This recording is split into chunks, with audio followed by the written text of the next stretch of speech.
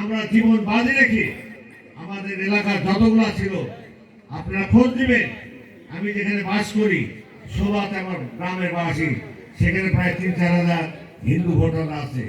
তাদেরকে জিজ্ঞাসা করলে পাবেন যে আমাদের জীবন বাজারের প্রত্যেকটা পাড়াতে আমরা লোক রাখছি। এবং আপনাদেরকে বলছি, অনেকে ভয়ে বলেন যে আমরা শাখা সিঁদুর পরি না। আমার বোনেরা বলে আপনারা শাখা সিঁদুর পরে চলাফেরা করবেন। ধর্মীয় অধিকার আপনাদের যতখানি আছে আমাদের ততখানি আছে। আপনারা আমরা নামাজ পড়বো মসজিদে, আপনারা মন্দিরে পূজা করবেন। ডিফারেন্স এটা, ধর্ম যার যার, কিন্তু কোন ধর্মের প্রতি আঘাত করা যাবে না। আমার নবী এটা পছন্দ করেনি।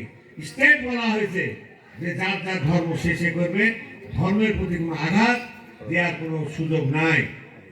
আমার ছোট ভাই মধু একটা কথা বারবার বলে গেছে, তারেক রহমান আপনাদের পরিবারের জন্য আমাদের পরিবারের জন্য 31 দফার মধ্যে যে কথাগুলো বলেছে সেখানে কিন্তু কোনো বৈষম্য থাকার কথা না।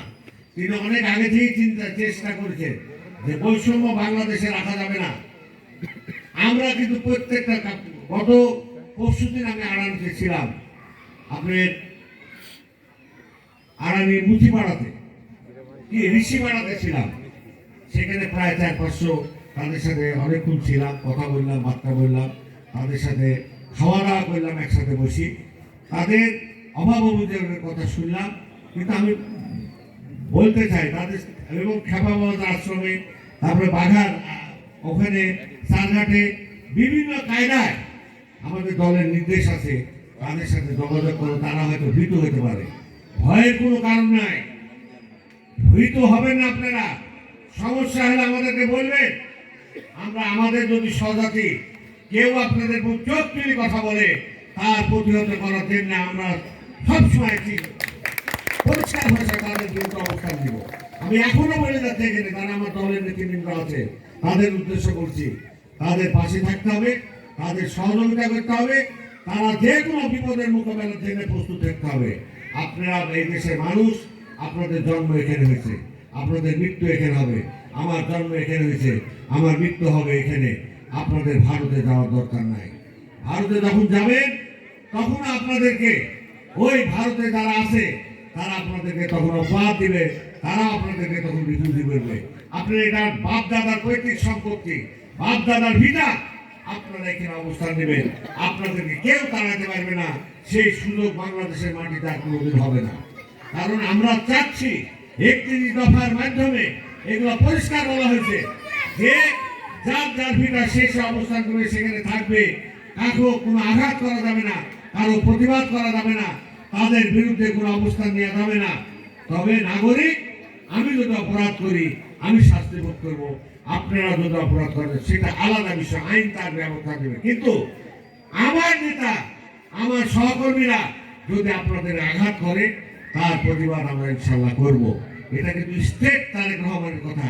যদি আপনারা তাদের অনলাইনে ওয়েবসাইটে দেখে থাকেন, সেগুলো আপনারা পরিষ্কারভাবে দেখেছেন। আর আমার দাদা যেটা বলেছে মন্দির করার কথা, যদি আপনাদের সাহায্য সহযোগিতা লাগে রাষ্ট্রীয়ভাবে, আমার দাদা যেটা বলেছে রাষ্ট্রীয়ভাবে সে সিদ্ধান্ত হওয়া হবে। পূজা যেখানে করবে সেই পূজা, মন্দিরে যারা ঠাকুর থাকবে, মন্দিরে যারা ঠাকুর থাকবে সেই ঠাকুরেরও ব্যবস্থা করা হয়েছে। মসজিদে যারা ইমাম থাকবে, নামাজ পড়াবে, ওই 31 দফার মধ্যে তাদেরও ব্যবস্থা আছে।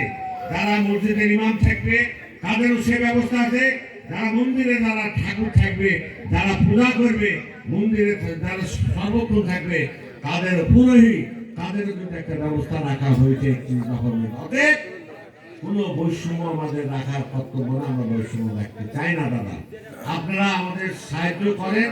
আগামী দিন আপনারা জীবনে, আমরা বলিনি, আমার জীবনে আমি 16-তে কয়েকবার ইউনিয়ন পরিষদের চেয়ারম্যান ছিল, জাতীয় পর্যায়ে ভোটের ডিফারেন্স হয় 1000-1500, কিন্তু আমি যখন ইউনিয়নের চেয়ারম্যান ছিলাম তখন আপনাদের ম্যাক্সিমাম লোক 5000 ভোটের উপরে আমি প্রত্যেকবার চেয়ারম্যান হয়েছি, ইউনিয়ন পরিষদের প্রত্যেকবার চেয়ারম্যান হয়েছি।